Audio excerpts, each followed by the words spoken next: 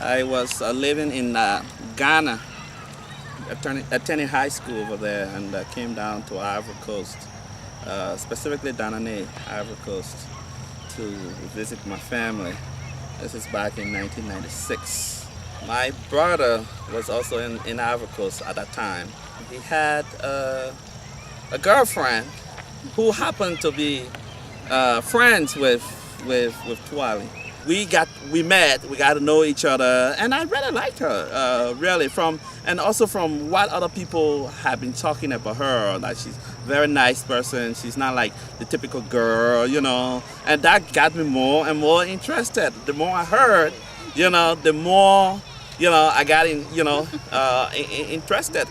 But each time I invited her, so we're going out this evening, can you come? She'll be like, oh no, I can't go because, my parents will kill me. I remember one night we're going to the next town for dinner, and we invited her, and she said she wouldn't go. And we brought hers. We sent her dinner. Surprise, and she sent me mine. Yeah, I thought that was pretty nice. It was all packed in the bowl with a card over it, and then he brought some. I was like, what is this? She said, he kept you some food. That's why he ate it last night at the restaurant. So he kept you some. He brought you yours. It was happening too fast. With him, it's like, I can say yes, he rolled me off my feet. Can I say it was love at first sight?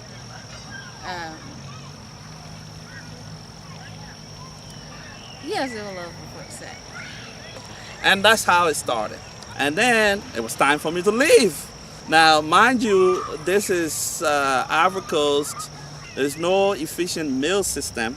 Okay, so those days, if you needed to send a letter to someone, you had to find somebody who was going to Ghana and personally give them, that letter. And we didn't have cell phones or, anything. Everybody, landlines, very few people had those.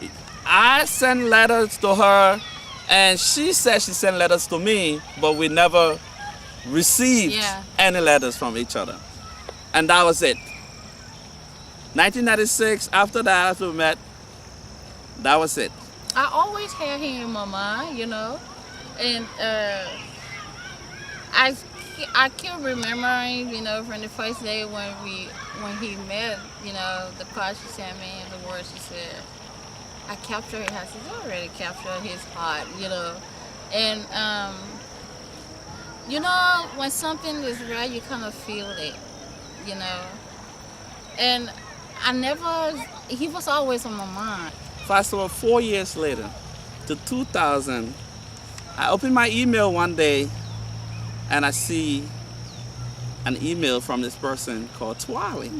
And the name, initially I was like, I know that name. And I said, oh my goodness, it's her. Time we first met, since we initially met from 2006, from 1996. The time we first met after that was Thanksgiving of 2001. It was like, we knew each other forever. That's how it was. Then she came to visit me in Ohio, then I would come, so it was a long distance relationship. Yeah, and to tell you the truth, it was trying. It was really trying.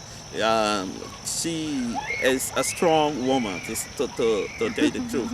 I had the whole relationship and I put it in God's hand, and I let God take care of it. If this is God's will, no matter where I go, He will find a way to bring us right back together. And that's exactly what happened. 2006, we decided to do our official wedding. At that time, we were broke.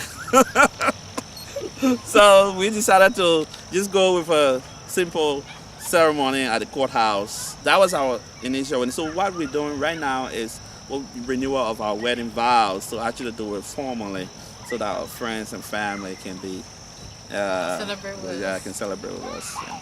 I'm looking forward to the best and spending the rest of our life together. I would say more like, we're looking forward to a stronger bond, together as a couple, as a family, especially given the past where we spent so much time away. And it is exciting that we get to spend more time together as a family.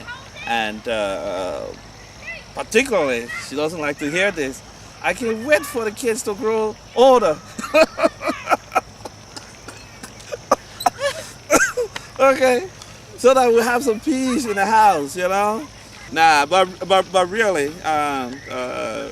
you know, that I think the future holds a lot of good things for us as a family, as a couple. We've been through the mud, we've been through the rain, we've been through the dust, and we've made it through it all by the grace of God. So anything else can come. I think we'll be ready for it.